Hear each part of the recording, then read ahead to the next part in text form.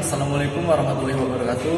Nepangkeun simkuring ikrar di mana di dia simkuring bade manegakeun teknik-teknik nu aya di bulu tangkisnya.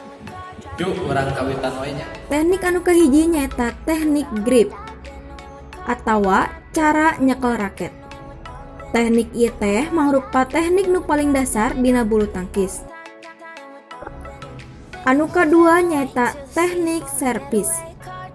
Teknik servis dina bulu tangkis teh aya dua rupa, diantarana servis panjang jeung servis pendek.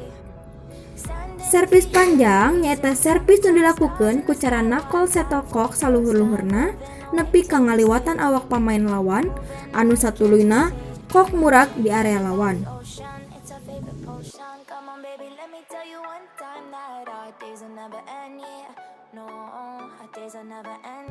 Anu kadua nyaeta servis pendek. Servis ieu teh dilakukeun ku cara nakol kok ku tanaga anu saeutik nepi ka ngalintas ipis ngaliwatan net sarta kok murag di area hareup lawan.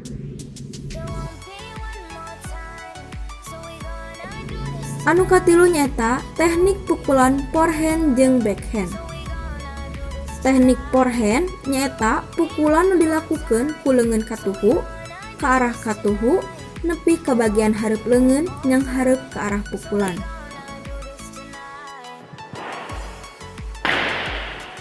Anu kadua nyaeta teknik backhand. Teknik ieu teh nyaeta pukulan ku leungeun ti arah kenca nepi ka leungeun nu kangan arah pukulan.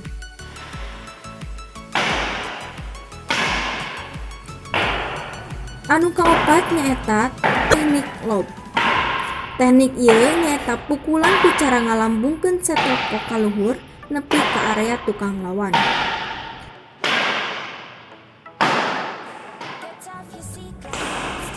Teknik anu pamungkas nyaeta teknik smash.